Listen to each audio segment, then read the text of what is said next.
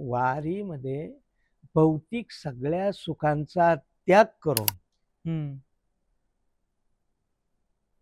महाराष्ट्राचं नव्हे तर आपल्या संपूर्ण भारताचा आराध्य दैवत असणारा हा पांडुरंग परमात्मा हम्म. याचं रात्रंदिवस भजन करत त्याच्या नावाने आनंदाने नाचत गात मार्गक्रमण करत चालणं. हम्म. मला एक गोष्ट सांगा, आता डॉक्टर सांगतात तुम्हाला पायी चाललं पाहिजे, तुम्हाला चप्पल न घालता चाललं पाहिजे, हो. तुम्ही थोडं हिरवळ येऊन चाललं चाललं पाहिजे, पाहिजे. म्हणजे तुम्हाला हा आजार होणार नाही, तो आजार होणार नाही. हं. बरोबर. बरोबर आहे. हं. गादीवर झोपू नका, घोंगडीवरती झोपा, झोपा. असं हां. काही लोकांना सांगितलं जातं. हो. काही लोक बचकभर गोळ्या, बचकभर म्हणतो आपण, 10-15 गोळ्या खातात तरी त्यांना झोप येत नाही. हं. आमचा वारकरी नांगरलेल्या किताडात पण झोपतो. झोपतो. 5 मिनिटात त्याला झोप लागती, आम्हाला लागती. बरोबर. आमच्या भोवती तिथं आम्ही पालखीच्या जवळपास झोपलेलो असतो. हं. रात्रभर जागर दणका चाललेला असतो रामनामाचा. हं. त्यातही आम्हाला झोप लागते, बरोबर. कारण तेवढे श्रम होतात. हो, दिवसभर. मला सांगा, स्वतःचा कोटोचा बंगला सोडून तो माणूस एका तंबूमध्ये थांबतो, एक पोत्याची वळकटी बांधून नेतो.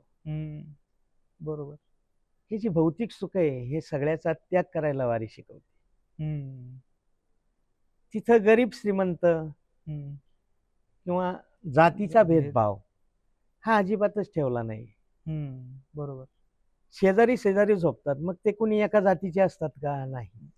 ते कोणा एका गावचे असतात का? नाही. ते वेगवेगळ्या गावचे वारकरी त्या एका तंबू, त्या दिंडीमध्ये पहिले एकत्र येतात, नंतर एका तंबूत एकत्र येतात. बरोबर. तिथं जातीपातीचा भेदभाव राहत नाही.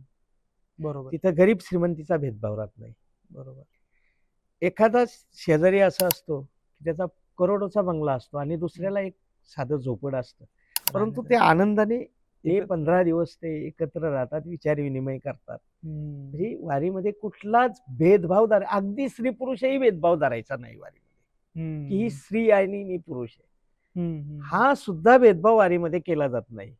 सगळेजण एकमेकाला माऊली म्हणतात. माऊली. हो. लहान मुलगाही माऊली म्हणतो, मोठा मुलगा, मोठा माणूस असेल 80 वर्षाचा, तोही माऊली म्हणतो. बरोबर. पंढरीच्या कोणा नाही अभिमान, पाया पडे जन एकमेका. पंढरीच्या म्हणजे पंढरीत राहणाऱ्या नव्हे तर पंढरीची वारी करणाऱ्या कोणालाही अभिमान नाही. 80 वर्षाचा जरी तो माणूस व्यक्ती असला आणि 14 वर्षाच्या मुलाच्या सुद्धा तो पाया पडतो, आणि ते 14 वर्षाचं मुलगा त्या 80 वर्षाच्या माणसाच्या पाया पडतं. हे पाया पडे जन एकमेका. तर मुळात सांगितलंय की इथं अभिमान धरून चालू नका. बरोबर. तुमचा अभिमान घालवण्यासाठी ही वारी.